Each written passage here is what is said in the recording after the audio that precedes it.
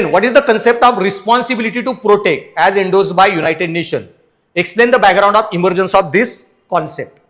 Okay, so आता हा जो टॉपिक आहे ना, रिस्पॉन्सिबिलिटी ऑफ प्रोटेक्ट, हा एकमेव प्रश्न होता. मी जे म्हणलं ना, माझ्या नोट्समधून नव्हता. कारण काय आहे ना, आता असे हजारो कॉन्सेप्ट आहेत नीतिशास्त्रामध्ये. आता आपल्याला सिलेबसमध्ये एक टॉपिक आहे आंतरराष्ट्रीय नीतिशास्त्र, international ethics in international relations वगैरे. आता त्याच्यामध्ये हा कॉन्सेप्ट आहे की रिस्पॉन्सिबिलिटी टू प्रोटेक्ट, मराठीमध्ये त्याला म्हणले संरक्षण जबाबदारी. तर युनायटेड नेशनच्या एका लॉमध्ये आहे. तर असे खूप काही प्रश्न येऊ शकतात की जे तुम्ही कैदी पकडलेत आंतरराष्ट्रीय युद्धामध्ये त्यांचे अधिकार, जिनिवा कन्व्हेन्शन, रेफ्युजी लोक तुमच्या देशात आले त्यांचे अधिकार, रेफ्युजी कन्व्हेन्शन, असे सरकारी मदत जे एकमेकांना देशांना करतो त्याच्यामधली नैतिकतेचे नियम. सो नैतिकते रिलेटेड खूप असे इंटरनॅशनल रूल्स आहेत. हा तर शिकवायला राहून गेलेला, पण आधी सांगितलंय तरी पण तुम्हाला उत्तर लिहिता आलं पाहिजे. आणि हा जो प्रश्न होता ना, हा पहलगामच्या अटॅकच्या आधारात बेसिसवर होता. कारण पहलगामचा जो अटॅक झाला ना, त्याच्यामध्ये झालं काय, पहलगामच्या अटॅकमध्ये आपल्यावर घेऊन आपली लोक मारली. अरे आपल्या लोकांना वाचवणं आपली जबाबदारी आहे, आपण काउंटर अटॅक केला.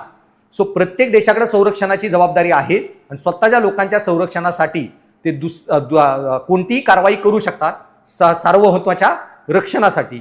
सो एखाद्या देशावर हल्ला झाला, त्यांच्या नागरिकांवर हल्ला झाला, तर त्या देशाला पूर्ण सार्वभौम अधिकार आहे. आणि या प्रिन्सिपलमध्ये अजून एक प्रिन्सिपल आहे की जर तो देश स्वतःच्या नागरिकांचं रक्षण करण्याला सक्षम नसेल तर त्या केसमध्ये दुसरे देश हस्तक्षेप करू शकतात आणि संरक्षणाची त्या देशाची जबाबदारी दुसऱ्या देशाने किंवा इंटरनॅशनल कमिटीने घेणं गरजेचं आहे. आता हा खूप चांगला कायदा आहे. याच्यामुळं तुमची देशांमध्ये ज्या लढाया होतात त्या देशाचे वादविवाद, बॉर्डरचे डिस्प्यूट, की अरे आमची बॉर्डर आहे, ही बॉर्डर आमची, ती बॉर्डर तुमची, याच्यावरून हटून जगाचा फोकस कशावर जातो, जगाचा फोकस व्यक्ती अधिकारांवर जातो.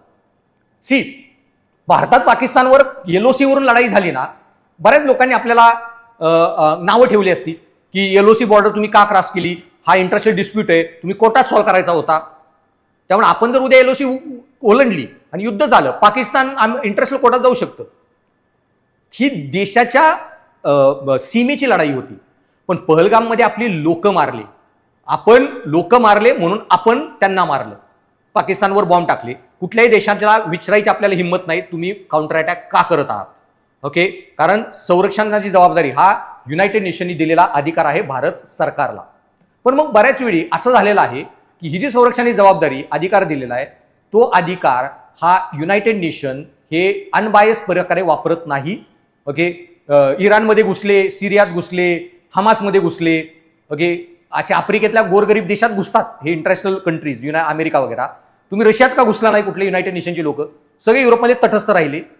सर ह्या कन्सेप्टवर काही टीका पण आहेत, त्या टीका पण तुम्ही उत्तरात लिहू शकता.